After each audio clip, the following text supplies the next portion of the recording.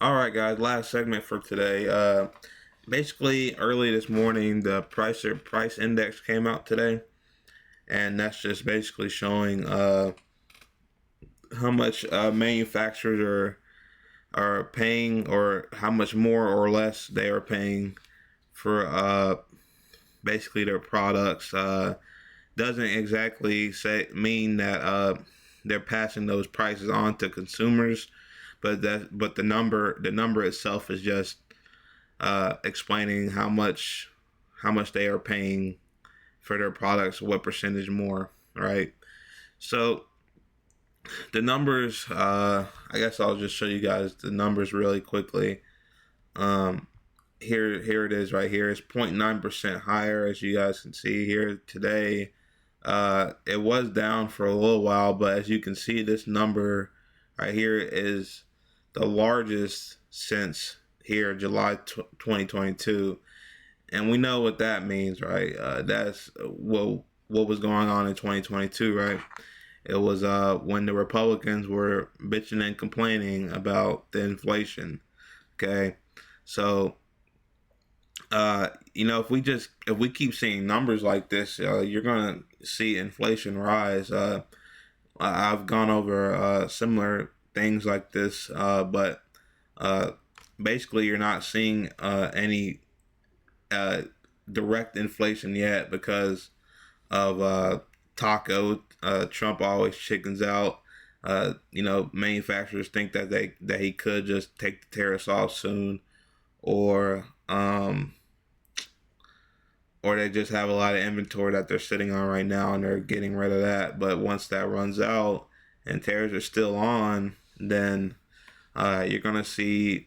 I mean, either way, you're still gonna see this particular number go up. This number is mostly the most impacted by tariffs. Things like CPI isn't as much, but PPI mainly is. So we're gonna go over this article as well, just so you guys get the bigger grasp of it. But uh, here's the main part. It says the producer price index (PPI) rose by 0.9% on the month of July. So it's August now. This is the reporting for July. Uh, the U.S. Bureau of Labor Statistics (BLS) said on Thursday, and by 3.3% on the year. Both were much higher ratings than the markets expected, so they weren't expecting this large of a number. Uh, the monthly rise was the biggest since June 2022, like I just showed you guys, and the annual increase the highest since February this year. Okay, so core PPI, which strips out volatile data points, rose by 3.7% over the year, its highest annual rise since 2021. The PPI measures the output prices for domestic producers of goods and services before they reach consumers.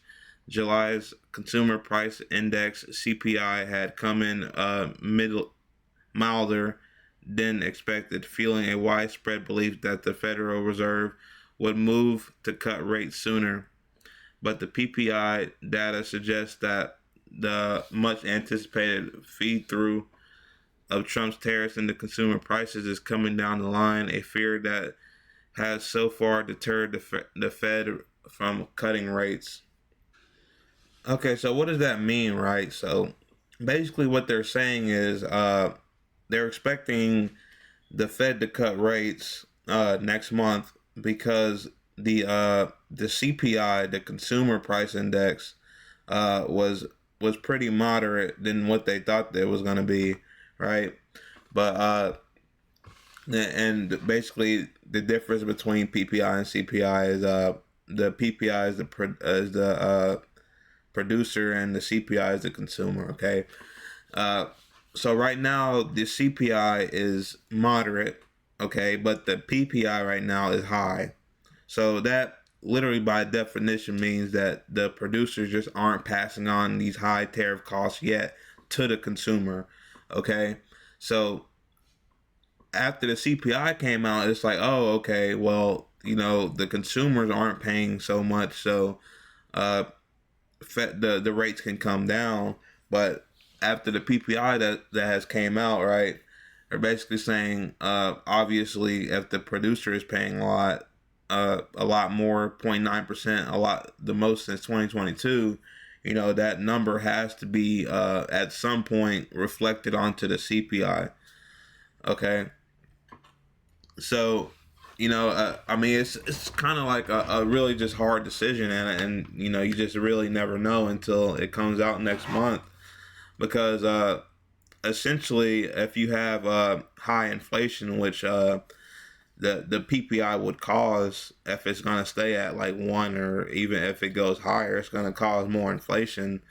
Then you want to keep rates high, but if you're losing a lot of jobs as well, which we've got the report that Donald Trump's losing a lot of manufacturing jobs, and if you have a lot of unemployment, then you want to lower rates. So it's just like a hard thing to really call out. I mean, what I really think is, I think Powell wants to see maybe like one more month, and just see how it goes. Maybe wants to see the August numbers. Uh, when you it's just weird, because when you see that number PPI, it's like, how long are they gonna hold out? If you cut rates now, I don't think he wants to. Then he'd have to raise rates if the CPI numbers go really high again. So, like I said, it's really a tough decision. Yeah, I mean, I think the really Trump's base as well should be, pretty mad at this, because I mean, this is going to cause inflation if this number stays like this, and he's not taking the tariffs off yet. And when on that campaign trail, their main talking points was how the inflation was out of hand, and the inflation was crazy, and this is the highest number since those inflation numbers in 2022 was really when the numbers went to go crazy. But uh, I think it's going to be interesting if the inflation starts to go crazy, or maybe he just chickens out and he takes it off, but it will still cause inflation down the line a little bit. I mean, it's still on. I'm sure this PPI number will go up for the month of August. So I guess we'll check back in a month, and I'm pretty sure I'll be right. So actually, I'm gonna call out now that the CPI numbers are gonna be high, as well as the PPI numbers. I don't think those, because I've seen a couple companies starting to raise prices, but some of them are still holding out. But we still got 16 days left in the month, and I've seen articles where they're saying that they can't hold out, and they're firing people, as we've seen from those job numbers before. So they're definitely not cruising on cruise control with these tariffs. So maybe I'll edit this in and see if I'm right or wrong, but I think the CPI and PPI numbers will be high in September, but it'll be reporting on this month, so we'll see the CPI and the PPI numbers next month. And guys, this is after the fact. I just wanted to show a couple articles that I did that I read up on after the video. Just seeing about these Fed rates, or cutting the rates next month. That's a glitch. Oh, no, here we go. Okay. This is yesterday. The CPI numbers, like I was telling you guys, the consumer came out on Tuesday, and this was the day after. And you can see here it says the likelihood of the Fed rate cut in September is now near 100%. Now that is what I've seen. I've seen numbers like 92, 94, 95% to cut the rates. And then, because I mean, after seeing the CPI numbers, you would think that the PPI numbers would be low too, but that's not what happened. Okay, and then here's this. Not to play any videos or anything like that, but you could just read the headline. The hotter than expected wholesale prices, or the PPI numbers, is going to make the the September rate cut decision harder. Uh, and it just you see, it just isn't this. The PPI suggests inflation isn't the non-story some people thought it was after CPI print. So it just doesn't tell the whole story. I just want to throw in here that I think that the that Jerome Powell won't cut the rates. If I know Jerome Powell, I feel like he plays it conservative, and that's why Donald Trump doesn't really like him, right? But he plays it by the book, and I'd say he plays it pretty conservative, and he's not afraid to keep the numbers, keep the Fed rate the same. If it was one of Trump's appointees, I'd probably still go with I'd say it's 110% that they cut the rates next month. But with Powell, I think that he won't cut the rates, and that's probably the smartest move. And just to wait it out another month to see if they start passing on those basically those prices to the consumer, and see if that PPI number even jumps more. If it does, then they're definitely not gonna lower the rates.